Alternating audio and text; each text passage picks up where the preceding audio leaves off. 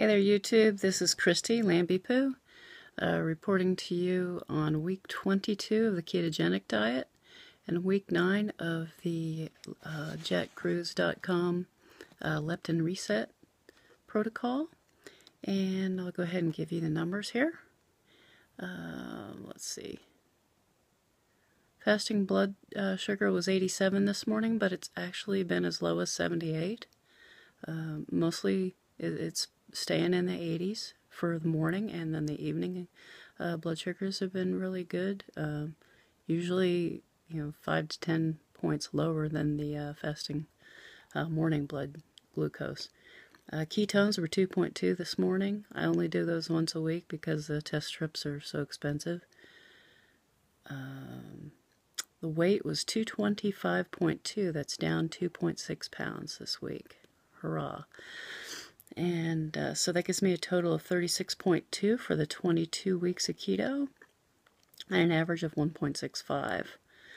My hips, waist, and bust were 54, 46, and 52.5. So that was a loss of 1 inch on the waist and 0.75 on the bust.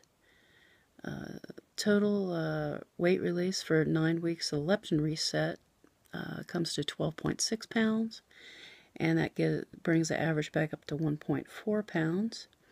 Now for the measurements. I have added measurements in so I could track more of the body when there isn't much change in the torso. But let's see, we had no change in the upper arms. Underneath the arms around the armpit level lost 0.75 inches, and that brings it to 44. My bust was 50.25, and that's a loss of 0.75. Rib cage just under the breast is down 1/2 inch. The natural waist is 46, so that's down 1 inch. The fullest part of the abdomen was 47, and that's down 1.5 inches. No, wait. Yeah, 1.5 inches. The hips are down 1/2 inch to 54. My upper thighs stayed the same. The knee pudge right above the knee stayed the same. On the left knee I lost 1/2 inch. And my calves are down 1/2 inch each.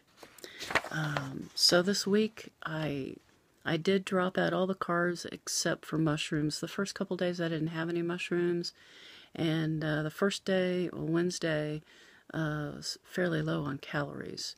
So I decided that I was going to not worry about that anymore and just try changing, leaving out everything except the mushrooms. And again, a couple days without anything except meat and fat, and then added mushrooms back in the last few days because I was starting to feel cravings for them and kind of deprived of the nutrients from the mushrooms too.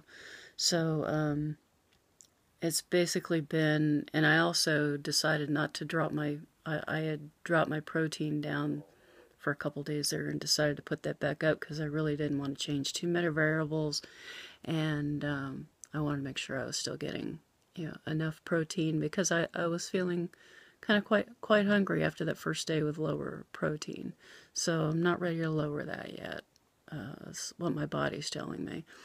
And so back to the 15-ounce can of mackerel with bulletproof coffee, or whatever you want to call it, optimized coffee. I'm just doing decaf coffee with coconut oil, a couple scoops of that, or ladles, and so that's probably 2 or 3 tablespoons. A little pat of butter, and cinnamon, nutmeg, pumpkin pie spice. Then the afternoon meal I usually have I start cooking that at 2, so I'm eating at about 7:15 and 2. Those are my 2 meals. Then I take 4 slices of bacon, and then I use the grease from that to saute the mushrooms, and then I add the butter on the mushrooms, and then I have that same fatty coffee for that meal.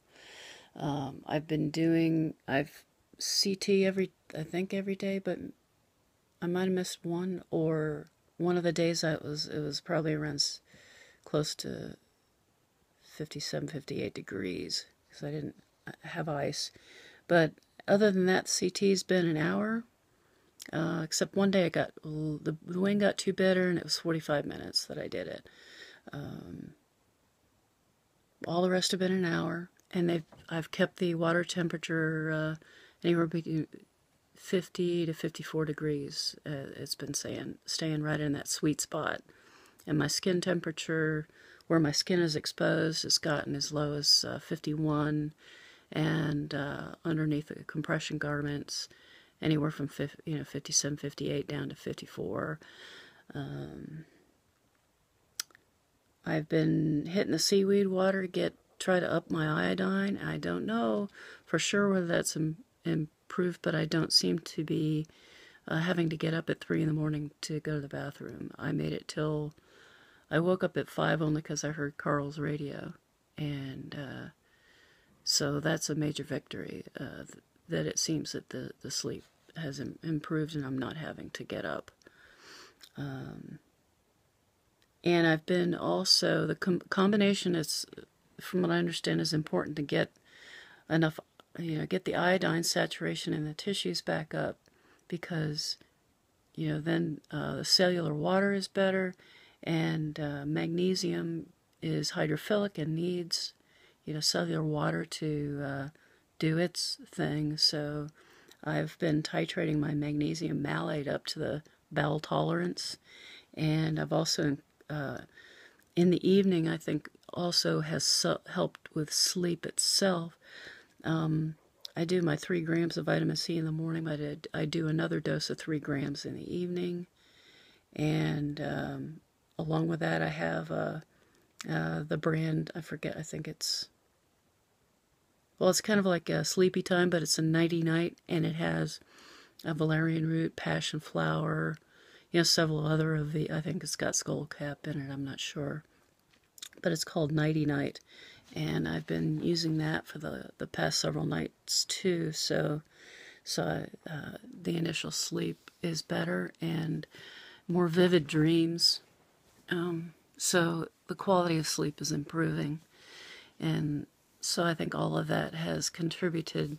You never know about, excuse the TMI, but you never know about bowel movements and how that plays into the weight and everything, but the inches have been incredible this week. So I really appreciate, I think it was Jude that, I apologize, I'll have to look up who told me about adding the additional measurements in there so that I could measure other parts of my body. Even like last week, the deltas were 0 in the inches, so I thought, well, geez, I gained 2 pounds and I didn't lose any inches. But this way, it's more encouraging, even if the torso doesn't get better. The other parts of the body are starting to kick in and lose some inches. So I have to say, overall, even though I lost good weight on those keto weeks, the inches weren't really all that impressive, and so we'll have to see how it goes. It's been feeling really good, and shout outs to everybody on Jack Kruse's forum for all your support, and to all my YouTube friends for all your support, and y'all keep me going and encouraged, and really stoked. So I hope all of you are having a great week, and blessings to you all. Namaste. Hey guys, just wanted to show you my latest in my setup here. I want to see if we can get a picture. There we go, 54.2 at the time. And I noticed that the IR temperature gun shows about 2 to 3 degrees lower than Rubber Ducky does here in general, because the IR gun showed 49 and Rubber Ducky showed 52 when we started off. Good news is now with the setup I have here with the aquarium pump, the temperature isn't climbing 6 degrees, it only climbs 2 or 3.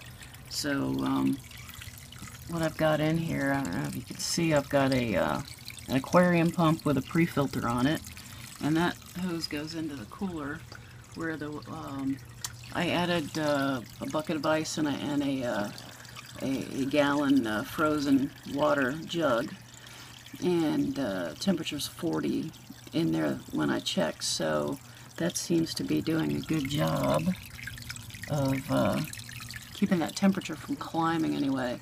Although it doesn't dramatically decrease the temperature,